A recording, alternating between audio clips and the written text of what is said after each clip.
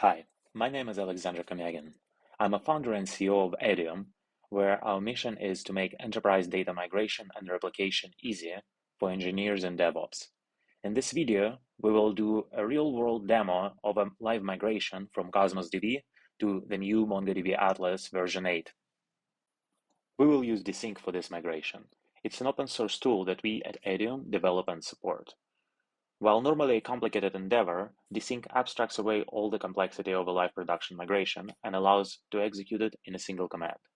As you will see later, dsync is extremely fast, easy to use, and reliable. Dsync allows you to accelerate your timeline and reduce the risks. It supports all the common functionality required for live production migrations without needing the user to perform any complex setup, write custom scripts, or code. For example, dsync features change data capture to minimize the downtime, resumability at any point in time, embedded integrity checks, reversibility after the cutover, and optimized data transfer. On a high level, a typical live migration process consists of the following four steps. First, we need to do the initial data copy from the source to the destination.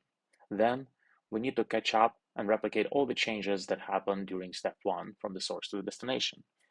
And we need to keep replicating them. When the source and destination are close enough, the user can switch the reads to the destination and stop the writes to let both the source and the destination get in sync. When they're fully in sync, the user can run a data integrity check and cut over to Atlas. But let's take a look at it in action.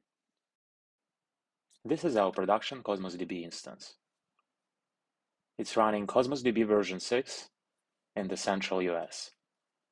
It has several collections, one of them is sharded, you can see them here, and some load running in the background. Here is our destination Atlas cluster. It's running version 8, the new version, on GCP and US Central on M50 type. You can see it's totally empty. You can download dsync through our main website. It will lead you to GitHub, from where you can download the latest release. Currently it's version 0.12 beta. Dsync needs to be running on a VM that has access to both the source Cosmos DB instance as well as the destination Atlas cluster. For the purposes of the demo, I have already provisioned a VM and downloaded dsync there.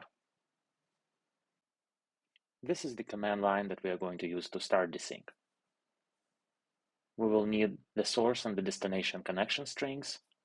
We will set load level to high to make it faster, add path to the log file, and tell dsync to output progress to the shell. If you need help getting the connection strings, this is how you get it for Cosmos. We use the primary connection string, and this is how you get it for Atlas.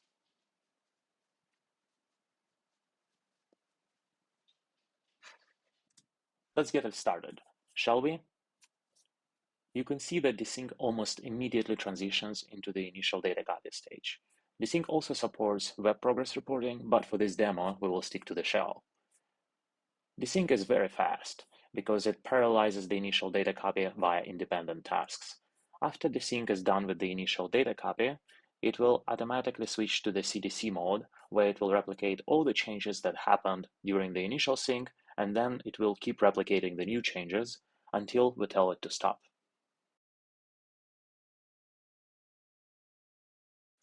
About 7 minutes in, dsync is done with the initial data copy.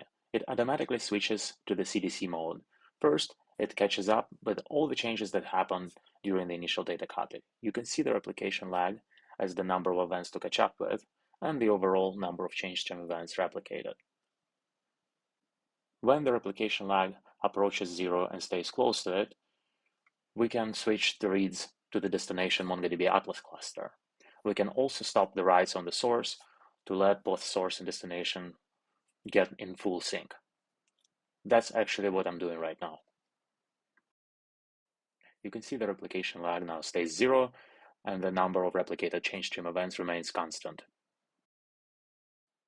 And we can see our data on the destination.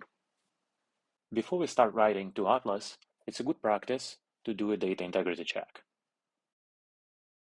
Looks like we're all good here, and we can cut over to Atlas.